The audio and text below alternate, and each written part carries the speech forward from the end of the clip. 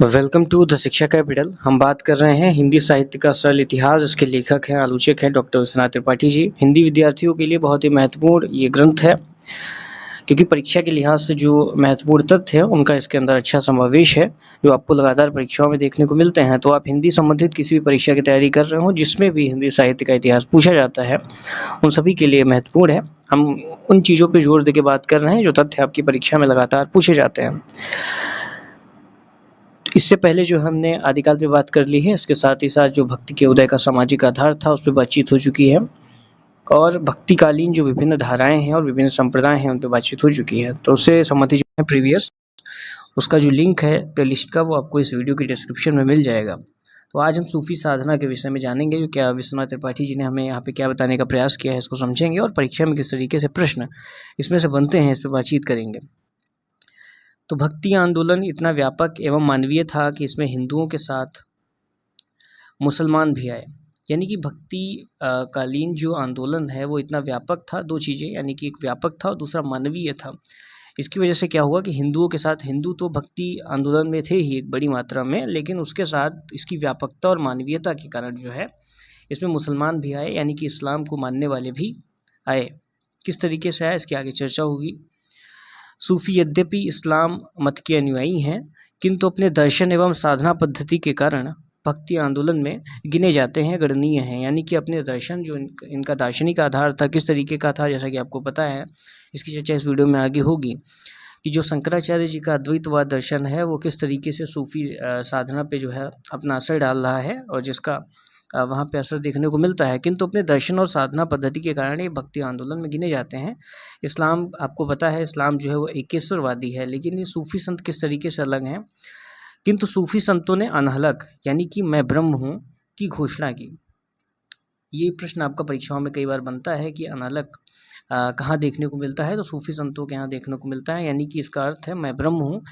जैसा कि आप जानते हैं, अद्वैतवाद जो दर्शन है शंकराचार्य जी का, शंकराचार्य जी उसमें कहते हैं, यानी कि अहम ब्रह्मास्मि, यानी कि जो चीज़ यहाँ पे देखने को मिल रही है, तो कहीं ना कहीं अद्वैतवाद का जो प्रभाव है सूफी संतों के यहाँ देखने को हमें मिलता है। इसी की वजह से भक्ति आंदोलन में गिने जाते हैं।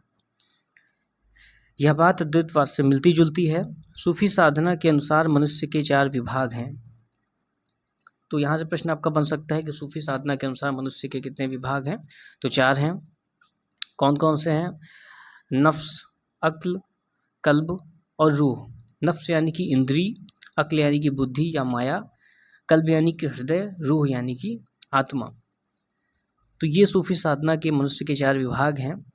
ये आपको ध्यान रखने हैं। परीक्षा में आपका MCQ कह रहे हैं से बन सकते हैं कि सूफी साधना के अनुसार मनुष्य के 4 विभाग, कितने विभाग होते हैं। तो यह साधना, यानी कि सूफी साधना जो है, इन नफ्स और अक्ल को दबाकर कल्ब की साधना से रूह की प्राप्ति पर बल देती है। नफ्स और अक्ल को दबाकर, यानी कि इंद्रियों को वश में करके, यानी कि नफ्स, अक्ल यानी कि बुद्धि और माया को वश में करके, तो को दबाकर कल्ब की साधना से, यानी कि हृदय की साधना से जो है रूह यानी कि आत्मा की प्राप्ति पर बल देती है। तो ये महत्वपूर्ण चीज़ आपको ध्यान रखनी है। आगे इसके विषय में थोड़ा खुल के बताया गया है कि हृदय रूपी दर्पण में परम सत्ता का प्रतिबिंब आभासित होता है।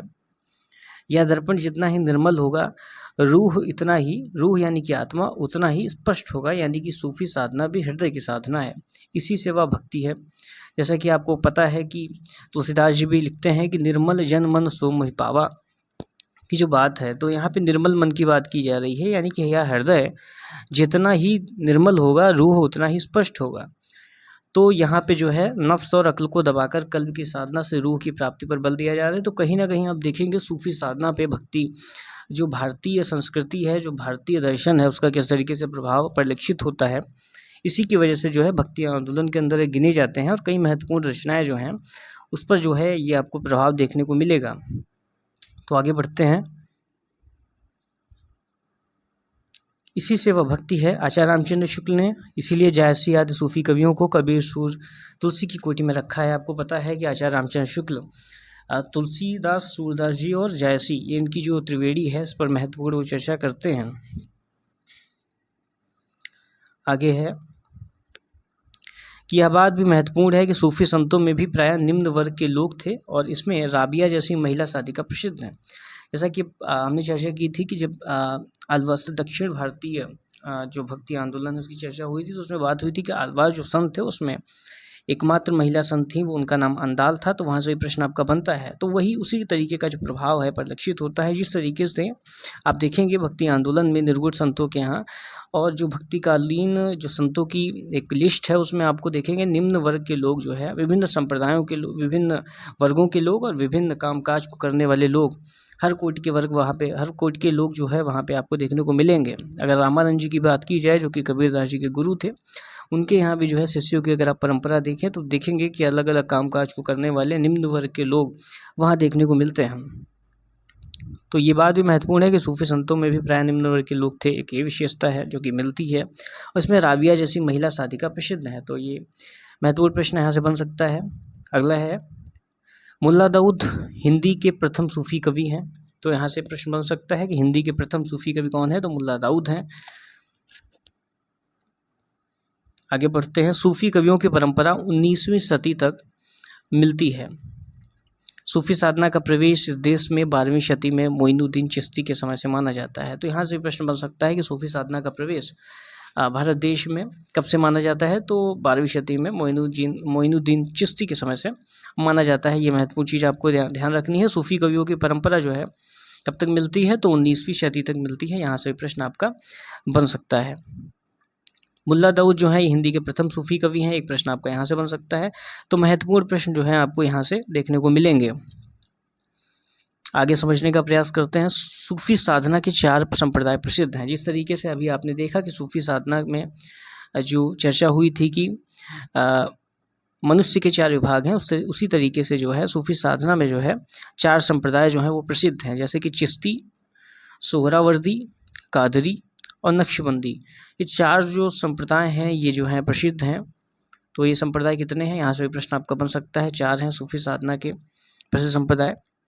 आगे की हिंदी का सूफी काव्य अवधी भाषा में रचित मिलता है। जाहिर सी बात है, अगर आप देखें जायसी का पद्मावत हो और भी ग्रंथ हैं वो सारे आपको देखेंगे अधिक जो ग्रंथ हैं, अधिकतर जो ग्रंथ हैं उनकी जो भाषा है वो अवधी भाषा है। सूफी मुसलमान थे लेकिन उन्होंने हिंदू घरों में प्रचलित कथा कहानियों को अपने काव्य का आधार बनाया। यहाँ पे फिर एक महत्वपूर्ण बात है कि सूफी मुसलमान थे, इस्लाम को मानने वाले थे, लेकिन इसके बावजूद उन्होंने जो है हिंदू घरों में जो भारतीय यानी कि जो हिंदू हैं उनके घरों में जो प्रचलित कथा कहानी थी, जो चरित्र थे, उनको अपने काव्य का आधार बनाया। जिस तरीके से आप पद्मावत देखते हैं, पद्मावत के अंदर जिस तरीके का प्रकृति चित्रण है, जिस तरीके की भारतीय संस्कृति परिलक्षित होती है, उससे हम देख सकते हैं ये एक अच्छा उदाहरण है। उनकी भाषा और वर्णन में भारतीय संस्कृति रची बसी है। जैसा कि मैंने बताया, उनकी भाषा में और वर्णन में किस तरीके से वो वर्णन करते हैं हर चीज़ का, उसमें भारतीय संस्कृति आपको परिलक्षित दिखाई पड़ेगी। प्रेम की पीर की व्यंजना इसकी विशेषता है, इनकी विशेषता है। तो जैसा कि आपको पता है जयसी आदि को प्रेम की पीर का कवि कहा जाता है। तो प्रेम की पीर जो है व्यंजना इनकी विशेषता है, तो सूफी साधकों की विशेषता है। तो ये आपको ध्यान रखनी है। इसमें हमने बहुत ही महत्वपूर्ण तथ्यों की बातचीत करी, किस तरीके से जो सूफी साधना है उसकी कुछ विशेषताएं हैं, जो प्रवृत्तियां हैं, जो भारतीय जो संस्कृति है, जो भक्ति आंदोलन की भूमिका है, उसमें जो है जो भारतीय भक्ति दर्शन है उससे मिलती है। इस तरीके से आप कह सकते हैं। जिस तरीके से अद्वैतवाद का प्रभाव है और अन्य चीज़ों का भी प्रभाव आपको यहाँ पे देखने को मिलेगा। आगे बढ़ते हैं। अन्य मत। तो अन्य मत कौन कौन से थे, उसकी चर्चा विश्वनाथ त्रिपाठी जी ने आगे की है। आधुनिक हिंदी क्षेत्र के बाहर पढ़ने वाले 2 संत कवि यानी कि महाराष्ट्र के नामदेव, जिनका समय 13वीं शती है, और पंजाब के गुरु नानक जी, हिंदी में रचनाएं इनकी जो है ने हिंदी में रचनाएं की हैं।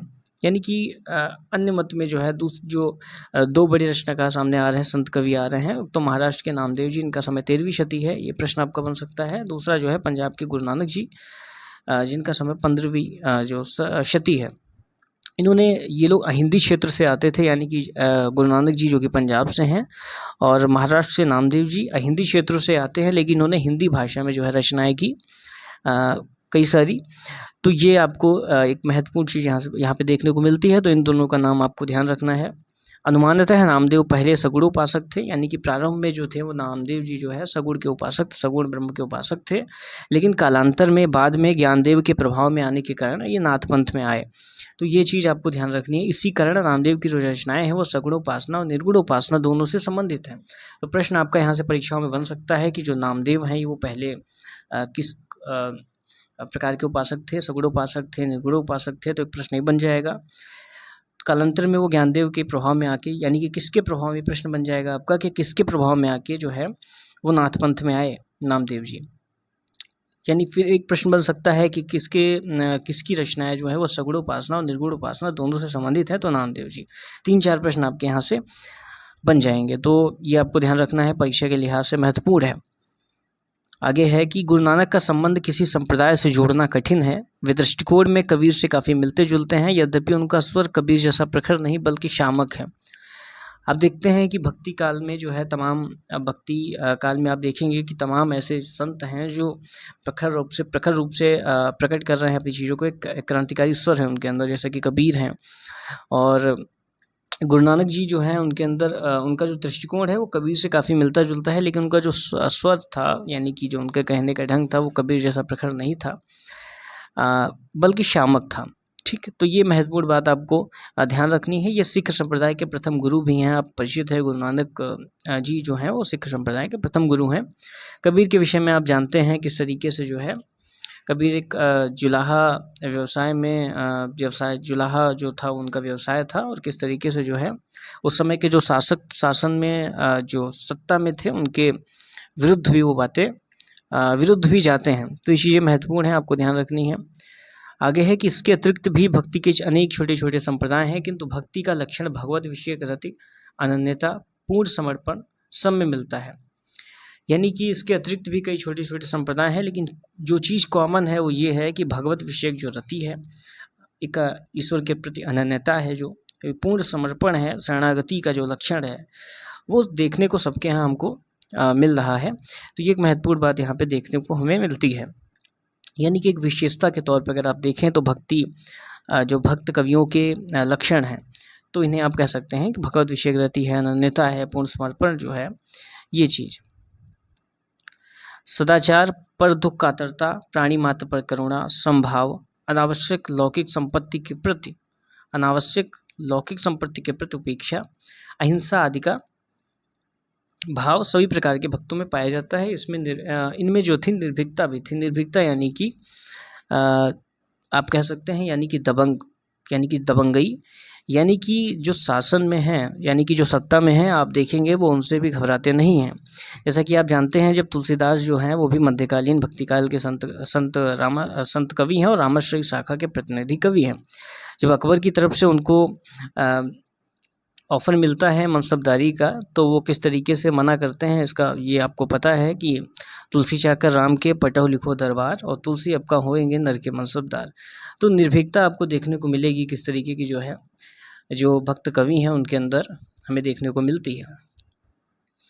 आगे है कि भक्ति का प्रभाव मध्यकाल की सभी सांस्कृतिक गतिविधियों में देखा जा सकता है। तो भक्ति का जो प्रभाव है मध्यकाल की सभी सांस्कृतिक गतिविधियों में आपको देखने को मिलेगा। किस तरीके से मिलेगा? इस काल के संगीतकार प्रायः भक्त भी हैं, जैसे स्वामी हरिदास।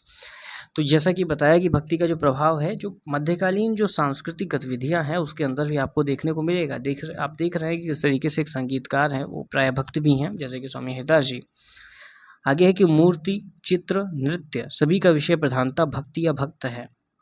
विभिन्न कलाओं में श्री राधा और श्री कृष्ण की लीला अत्यंत लोकप्रिय है। कहा जाता है कि जिस प्रकार हिंदी साहित्य का भक्ति काल है, वैसे ही अन्य कलाओं के इतिहास का भी भक्ति काल होगा। तो ये महत्वपूर्ण चीज़ आपको यहाँ पे ध्यान रखने की ज़रूरत है। किस तरीके से जो है जो तत्कालीन मध्यकालीन सांस्कृतिक गतिविधियाँ थीं उसमें भी जो है भक्ति हमको परिलक्षित दिखाई पड़ती है। एक महत्वपूर्ण चीज़ जो आपको ध्यान रखनी है, आपने देखा किस तरीके से आदिकाल में जो है दरबारी कवियों का चलन था, चारण और भाटों का चलन था, लेकिन आप देखेंगे कि भक्तिकाल में हमको बहुत ही कम देखने को वो मिलता है, क्योंकि भक्तिकाल में हम लोग संत कवियों की बात करते हैं, और जो संत कवि हैं जिस तरीके से अकबर ने उनको ऑफ़र किया था अपने नवरत्नों में शामिल करने के लिए, लेकिन उन्होंने उसको जो है मना कर दिया। तो एक महत्वपूर्ण चीज़ आपको ये ध्यान रखनी है। बाद में जो दरबारी कवियों की दरबारी कवियों का चलन है वो आपको रीतिकाल में दिखाई पड़ता है, जिसमें बिहारी हैं, भूषण हैं, तमाम लोग हैं। तो ये महत्वपूर्ण चीज़ आपको ध्यान रखनी है। आज हमने बात की जो सूफी साधना है, इसके साथ ही साथ जो अन्य मत हैं उसमें भक्ति आंदोलन के अंतर्गत भक्ति काल से संबंधित उन पर हमने बात की है।